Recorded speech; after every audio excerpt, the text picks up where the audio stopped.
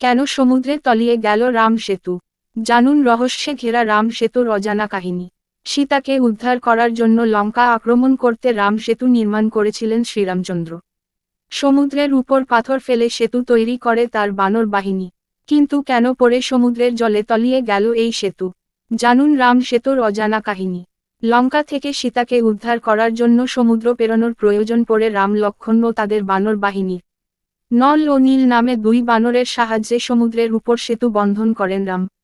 বাল্মীকি রামায়ণ অনুসারে এই সেতু এমন পাথর দিয়ে তৈরি করা হয়েছিল, যা জলের উপর ভাসে। এই পাথর অন্য জায়গা থেকে নিয়ে আসা হয়েছিল। অনেক বিশেষজ্ঞের মতে রাম সেতু নির্মিত হয়েছিল আগ্নেয়গিরির পিউমিক স্টোন দিয়ে, কারণ এই পাথর জলের উপর ভাসে। কিন্তু তারপর কি হলো? কেন সমুদ্রের জলের কয়েক ফুট গভীরে তলিয়ে গেল এই সেতু? সেতু বন্ধন। ধনুষ্কড়ি থেকে শ্রীলঙ্কা পর্যন্ত সেতু নির্মাণ করেছিলেন রাম। নল নামক বানরের তত্ত্বাবধানে মাত্র 5 দিনের মধ্যে এই সেতু প্রস্তুত হয়। বাল্মীকি রচিত রামায়ণে বলা আছে যে এই সেতু দৈর্ঘ্যে 100 যোজন এবং প্রস্থে 10 যোজন।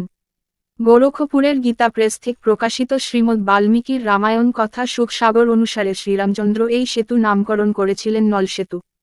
মহাভারতে এই সেতুর উল্লেখ রামসেতু নামে পাওয়া যায়। বাল্মীকি রামায়ণ অনুসারে সমুদ্রের উপর সেতু তৈরি করার জন্য 3 দিন ধরে সঠিক স্থানের অনুসন্ধান করেন রাম। অবশেষে রামেশ্বরমের সামনে থেকে তিনি এমন একটি জায়গা পান যেখান থেকে শ্রীলঙ্কায় যাওয়া তুলনামূলকভাবে সহজ। আসল ধনুষ্কন্ডি হল ভারত ও শ্রীলঙ্কার মধ্যে একমাত্র স্থান যেখানে সমুদ্রের গভীরতা নদীর গভীরতার সমান। বর্তমানে তামিলনাড়ুর পূর্ব উপকূলে রামেশ্বরমের দক্ষিণ দিকে অবস্থিত ধনুষ্কন্ডি গ্রাম। বিজ্ঞানীদের দাবি, 1993 সালে মার্কিন মহাকাশ গবেষণা সংস্থা নাসা স্যাটেলাইট থেকে তোলা একটি ছবি প্রকাশ করে, যাতে ভারতের ধনুষ্কন্ডি ও শ্রীলঙ্কার পাম্বানের মধ্যে সমুদ্রের কয়েক ফুট গভীরে 48 কিলোমিটার চওড়া স্থলভাগ স্পষ্ট। এই স্থলভাগ আসলে রামসেতু বলে অনেকের দাবি। আর্কিওলজিস্টদের গবেষণার পর এই কথা জানানো হয়েছে যে রামসেতুর পাথরের বয়স 7000 বছর এবং যে বালিতে এই পাথরগুলি রয়েছে সেগুলির বয়স 4000 বছর। পাথর ও বালির বয়সের এই অসামঞ্জস্য থেকেই প্রমাণিত হয় যে সমুদ্রের নিচে পাথরের তৈরি এই স্থলভাগ প্রাকৃতিকভাবে নির্মিত নয়, বরং মানুষের দ্বারা তৈরি।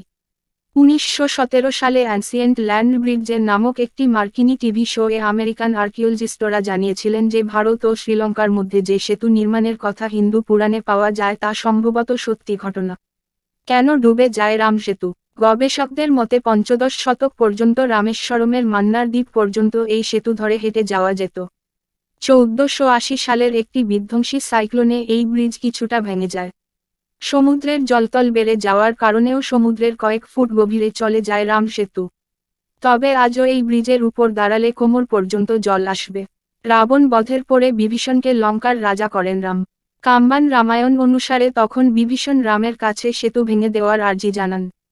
না হলে ভারত থেকে বারবার লঙ্কায় আক্রমণ হবে বলে আশঙ্কা প্রকাশ করেন তিনি।